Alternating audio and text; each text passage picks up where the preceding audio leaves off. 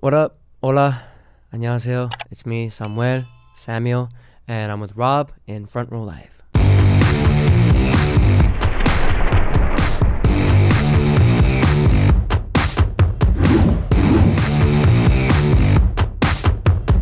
What's up, guys? Rob here with Front Row Live Entertainment. Today, I'm hanging out with Samuel to talk about the new album, SAMUELiTo. So, what's up, man? It's so good to see you. Man. How do you see you? Do you go by Samuel or do you go by Samuel? It really depends on who says my name. What are you trying to do? Because when I look at the album, it's SAMUELiTo. I sometimes go back and forth. Sometimes I say my name's Samuel.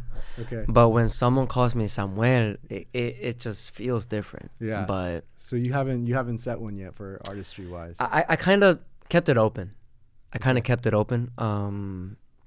Some fans, like if they're from like Latin side, they call me Samuel. Right. But people in the States or other country, they just call me Samuel or Sam. Yeah. I don't mind. Okay. But I feel like as time goes by, I think it might settle down to which name would be settled, you know. But I kind of keep it open for now. You're in this new era of music right now. So yeah.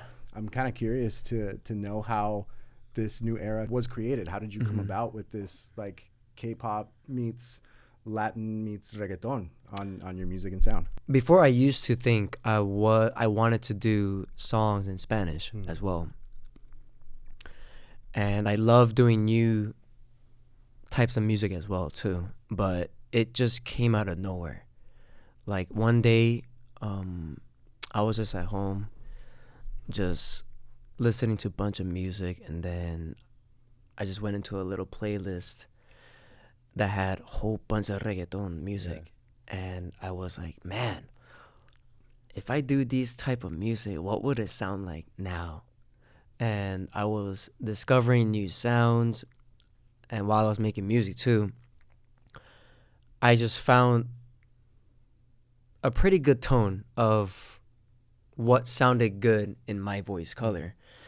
And after discovering, time goes by, that's when I kind of officially had the clear vision of, I think now is the time to prepare a Spanish album that has a lot of mixed cultures inside, mixed music as well, languages as well. And that was just the beginning of how this album came out. And after the release of the album, now I kind of see the whole vision of what I made. Before, when I was making, I was like, I just loved the music, but I didn't really like 100% know how the audiences would listen and feel about this album. But I think overall this album was the best reaction so far. You challenge yourself a lot on this, as if you know, being an idol wasn't enough. Like, you have 3 languages now you're creating a lane that nobody has really dabbled in, so you don't know what's gonna work, you don't know what it's gonna sound like. I'm sure that's also scary at the same time, but like, what was it like kind of stepping into this new lane and merging these sounds together for that very first time? Like, you have no blueprints, like, you're creating it as you're going. So what was that process like? I feel like, especially for me, I'm kind of a person where I don't like to do things that's already in the world. Yeah. I feel like there isn't a purpose for me as a solo artist that's just gonna follow trend, do what's going on in the world. I rather figure out new things. Even first, when it comes out, people would obviously say, like, what is this? Like what's going on?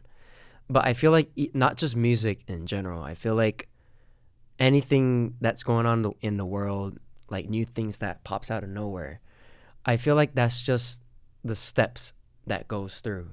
First is people kind of feel weird on that results, like, what is this? Like, and then once time goes by, everyone's doing it. They love it, they enjoy it. So I feel like that's just the process that I'm going through.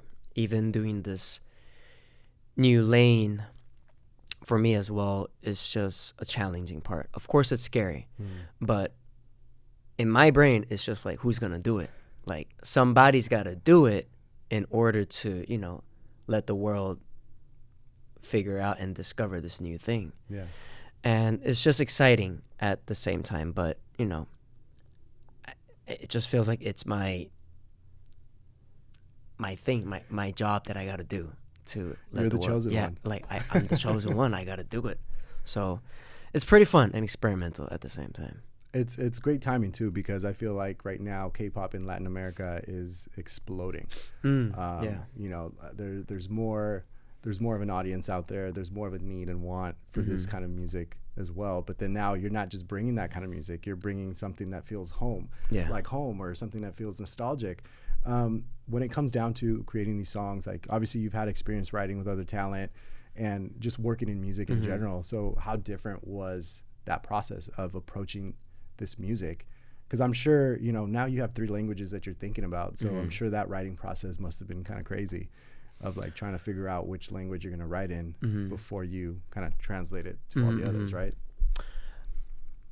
When I first, so before this album came out, there was no such as the title of the album called SAMUELiTO.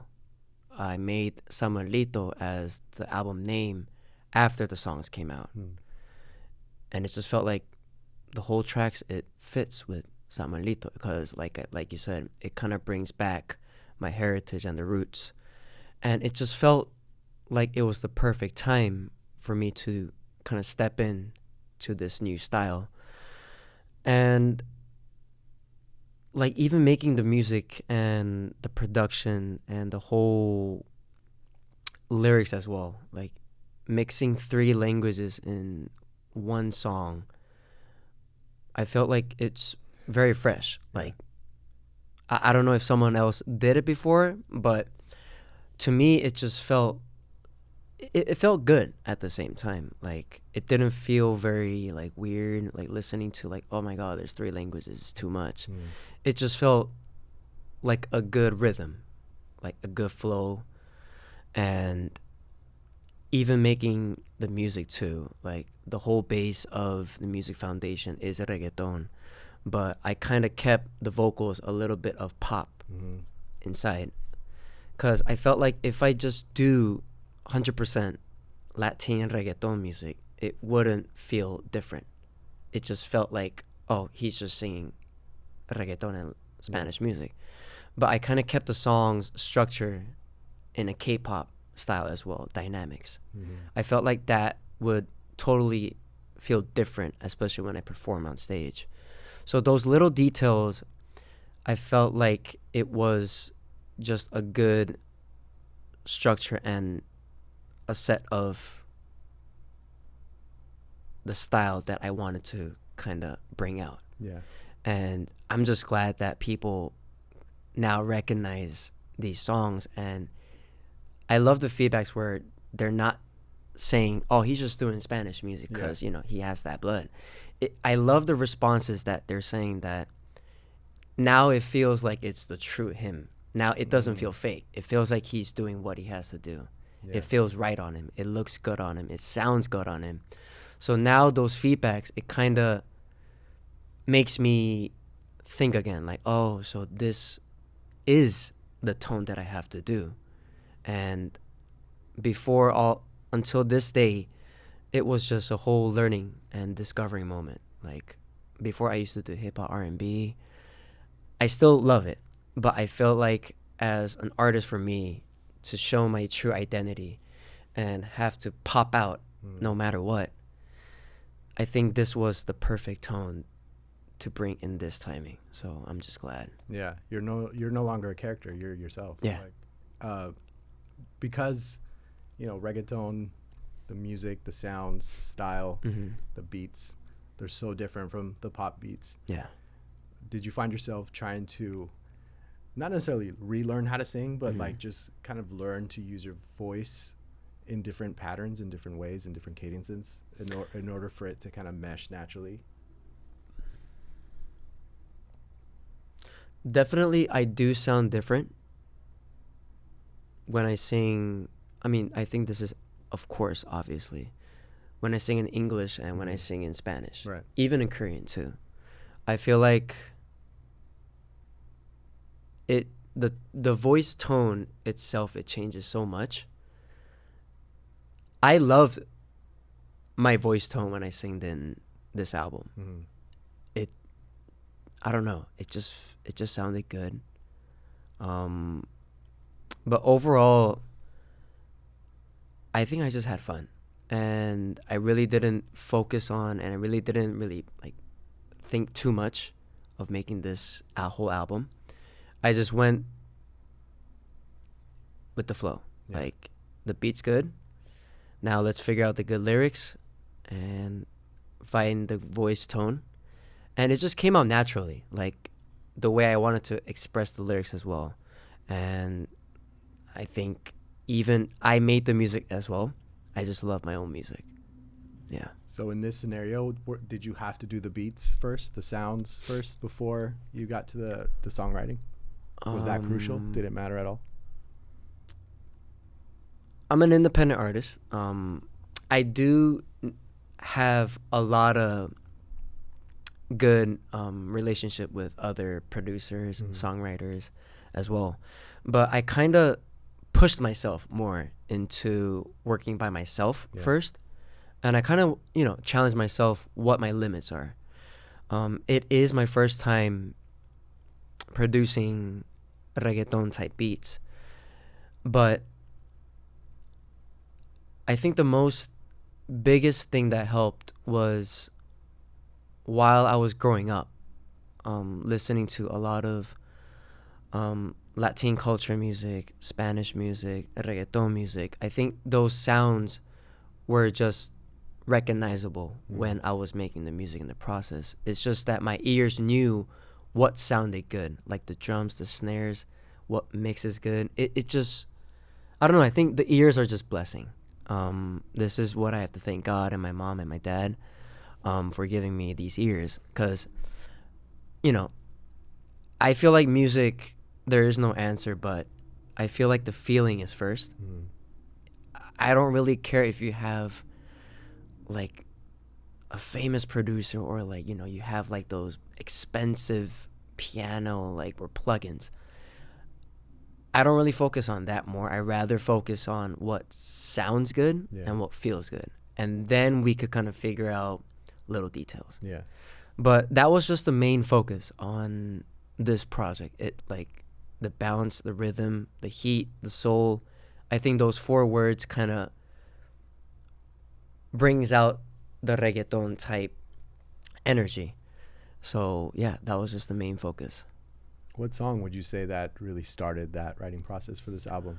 Did you know you were writing an album? I didn't have the thoughts of, I'm gonna make the album. Yeah. I didn't have any ideas. I was like, okay, let's first make a reggaeton type beat. And then it didn't came out. Like every day I wake up, I was like, okay, I'm gonna make like the fast tempo, dancey, club type, reggaeton type beat. Never comes out. But one day I was just going to my computer and I found a bass line that I wrote 3 years ago.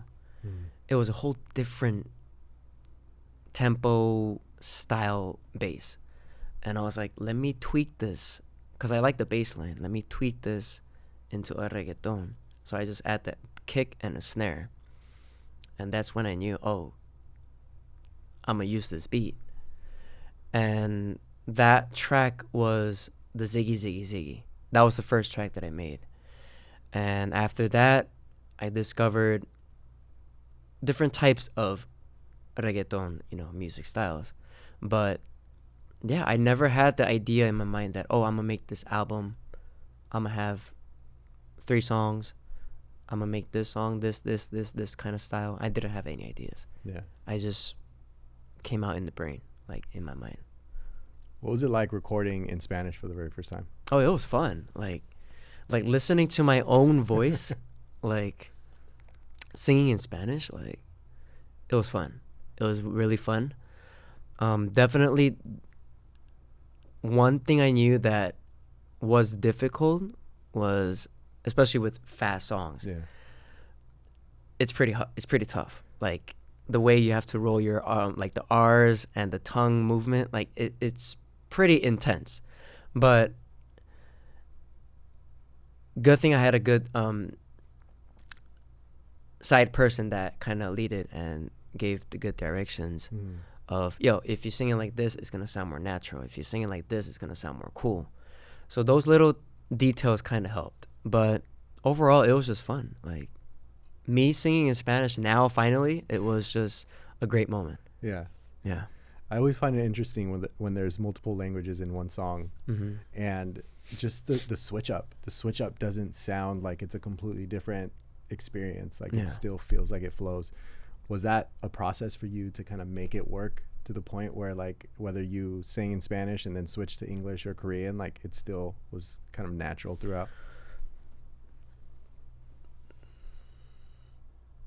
I just had one thing in my mind, like, if you know how to speak, if you know how to, sing in those words, why not? Yeah. Like, there's no right or wrong, there's no rules that you have to sing in one language only in one song. How about we just mix three? Yeah. And I loved how it sounded, and everyone loved it too. And they were pretty impressed that they didn't think that you could mix English, Spanish, and Korean at the same time. But I kind of structured it while I was making the song. Oh, this part kind of sounds good if it's in Spanish. This part kind of sounds good in Korean, English. So I did have that organized, but overall, there was no right or wrong. Like, oh, we're just going to keep it full English. No, I just tried to make big optional opportunities. What about lyrically though? Because not every word or every sentence sounds the same on a different language. So did you find yourself having to restructure that in the writing process? Yeah, definitely. It's like if you say this sentence in English, if you translate it in Korean, it sounds different. Yeah. Same thing as Spanish too. So those things were definitely important because, I feel like music that gives the messages, the lyrics are very important. Like, some people might think, oh, it sounds kind of awkward. Or sometimes they could say, oh, wait, it means right, but it doesn't fit with the title name. Yeah. So lyric-wise, I really did get a lot of help. But overall, feedbacks are good. So that's how we kind of figured out, okay, we're just going to stick with this lyrics, and this is what I want, and make sure there's no problem. And everything just went good. Yeah. What song would you say that like really challenged you to get to that point where you can actually like record it flawlessly? I think it was Never Say Goodbye. Definitely that song has, I would say, 95% in Spanish, and the 5% is English, especially for the hook chorus. But it was a very experimental music. First time singing over 90% in Spanish. And I think after recording that song, I kind of really liked more of this vision and direction that I was going through. And I was just excited, and now I'm still making the next songs as well. Yeah. And I'm excited for the next ones because I think the next ones will truly show like more of the Latin side and more of my heritage and roots. Because, we people, we love to dance. We love to have good energy, hang around, good people, good food. So I think those like ideas would definitely go into songs. So I'm very excited. But SAMUELiTO was a good start of introducing myself. You wrap up this album, it's ready to be released. You finally get to listen to it from start to finish, like as the officially finished version. Yeah. What was your first thought when you first listened to SAMUELiTO from start to finish? I was like, who is this guy? I'm like, wait a minute, who is this guy? He sounds different. He sounds definitely different. Cause yeah, those were just the two reactions that I had. And I played a couple of these songs before it released to my parents, my friends, and everyone.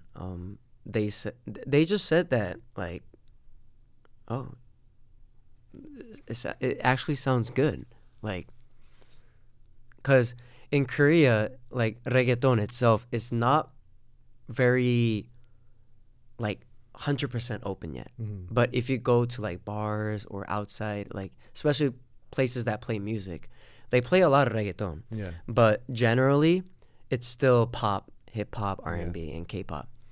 But especially getting those feedbacks in Korea, it just felt like, oh, I'm doing something right.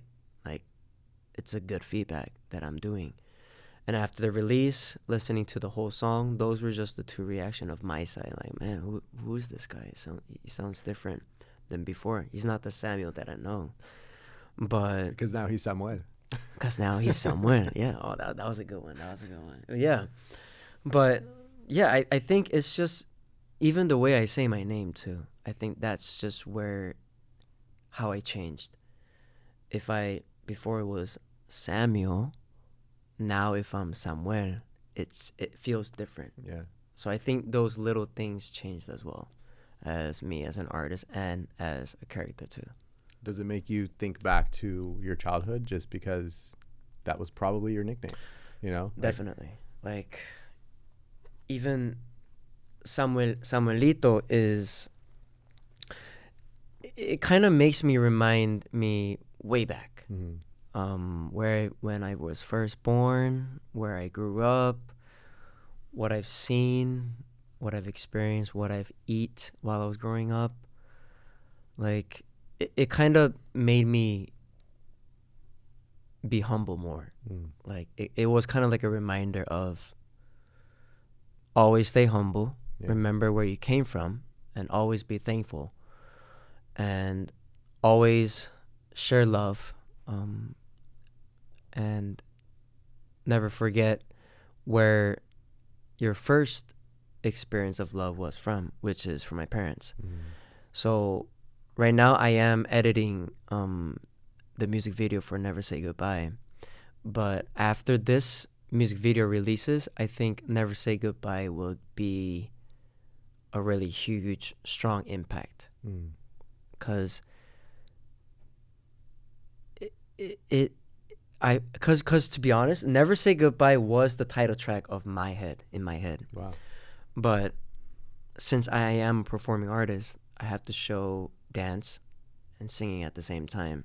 So we sticked with Ziggy Ziggy Ziggy. But even still now, in my head, Never Say Goodbye is always the title track. Yeah. Because that song is strong, I would say. Yeah. Sounds personal, extremely personal. So it's like the way that you envision it is definitely is never going to change, basically. Was that a hard song to write? Never Say Goodbye was a pretty easy song that came out.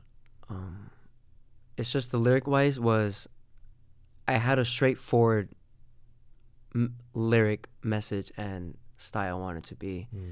But the music-wise, it was very easy. But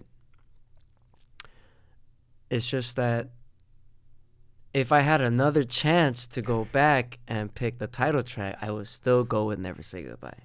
Wow. Because I just love that song so much. Of course, it is personal, but everywhere I go, and even people around me, like, I ask them, I know Ziggy Ziggy is the title track, but what's your favorite track? They always say Never Say Goodbye. And I just truly believe Never Say Goodbye is a really strong song that I've made. And I hope after this music video releases, it spreads out more. Yeah. and the message would be more clear as well. Ziggy Ziggy was the title track, as you mentioned, and the video is out already. And yeah, incredible video. The choreography is insane. thank you. Talk to me a little bit about that choreography, because you're involved in every aspect of this creation that you're doing. So what inspired this choreography, and what was that process of not just learning it, but also like shooting this music video? We had a whole bunch of concept ideas where how we wanted to film this music video. But I always wanted to shoot a performing type video where I could truly 100% show my dance skills. And Ziggy Ziggy Ziggy is a perfect dance type beat. So I was like, okay, then since I love my songs, because they're like my babies, you know, I made them, let's make the dance for every section. So the intro, verse 1, pre-chorus, chorus, the verse 2 breakdown, dance break. I didn't want to make the dance in one flow.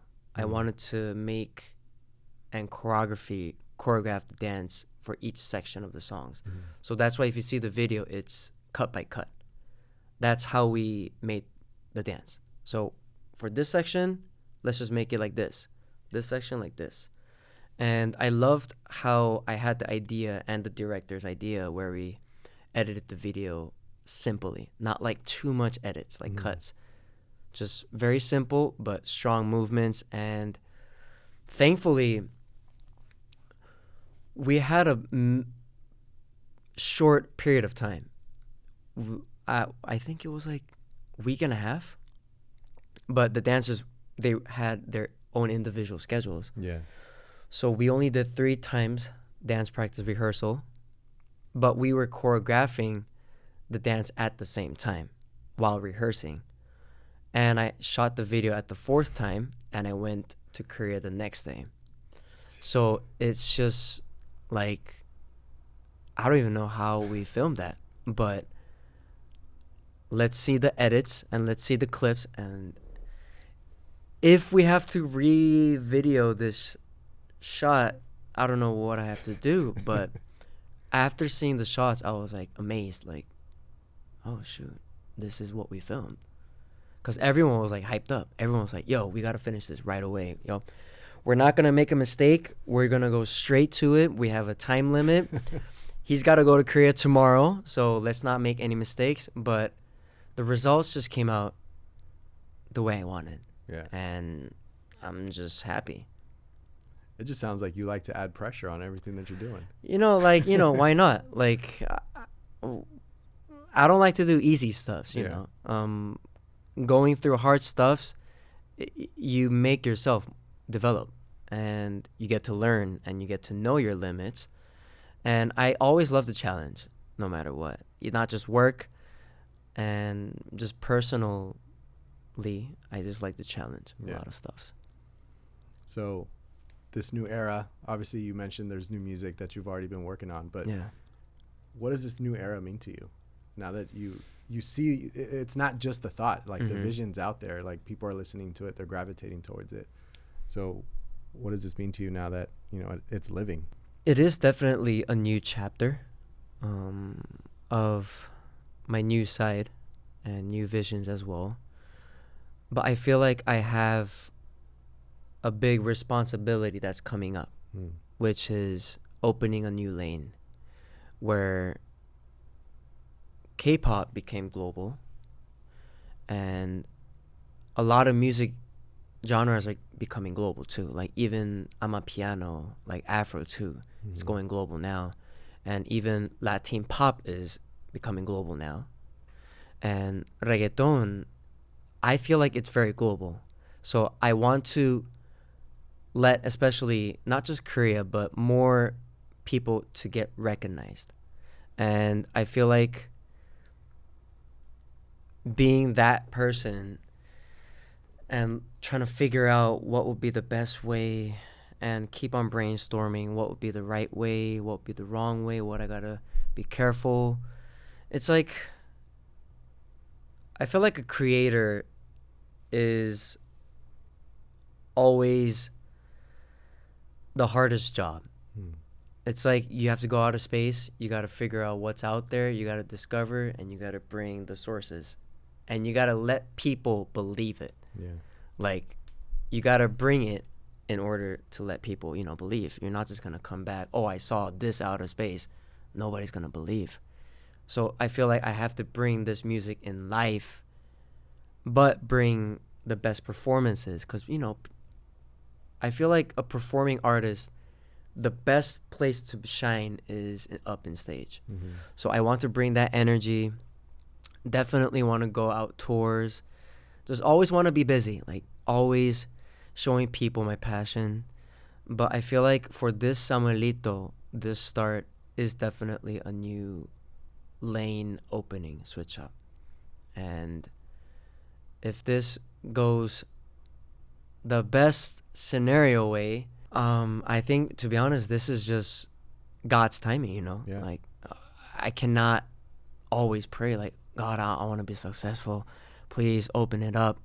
I feel like God gives the environment for you to learn and experience. So at the same time, that's just God's timing. But until then, I just got to, keep working hard. Yeah. Yeah. I think you got it. I think you have something that we want, something that is needed. And as you keep mentioning, like that lane, you're creating it, and that's just the start of something major. And I feel like it's happening. It's going to happen quickly. So yeah, I mean, but all your wishes, be prepared. Yeah, you will like, get busy. It's a fun little behind the scenes story. When I first had the thoughts of preparing a Spanish album, in reggaeton, I kind of had a little meeting with my team, and they were like, oh, what is the whole purpose of why you want to push this direction? Why does it have to be this direction? Why does it have to be these type of songs? And I don't know why I said it like this, but I said it in a humble way. Don't get me wrong. I said it in a humble way. There's no artist now in my prime that could sing, make music, rap, and dance at the same time, but is a performing artist. In 3 languages. Yeah. So I felt like it was just a perfect time for me to kind of, be humble at the same time, but, be confident. Yeah. Like, I feel like I have a lot of talent, but it's just that I'm just waiting for the world, to get recognized, for me to get recognized. So, but yeah, that was just like the biggest mindset. Okay, I'm gonna be the next biggest performing artist in Latin and in global. That would be amazing. And wow, I always like have that imagination in my mind, like when I go to sleep, big stadium, like, and all those stuffs, like playing my songs. And it's just like, I think there's a purpose of me keep on imagining those things too. I think it's like God's showing me the future already, but until then, I gotta prepare. Yeah. I gotta be ready, and I'm just gonna keep working hard. That's awesome. Well, I'm here to keep watching this happen and seeing it all unfold. And I'm sure, the new audience and your current audience is excited for that as well. So thanks, man, for hanging out with me. Thanks for taking the time. Thanks for creating this album. Thanks for giving love to Spanish, English, and Korean music, and just going back to your roots. Like, this is incredible. Thank you. So I'm looking forward to more. Samuel, thank you so much for your time. I know, Samuel. Gracias, and I'm just excited, and let's see how it goes. Yeah. I'm looking forward to it. You guys be sure to check out Samuel. His new album is called Samuelito. It's out now, and thanks for watching here on Front Row Live. All right, later. Man.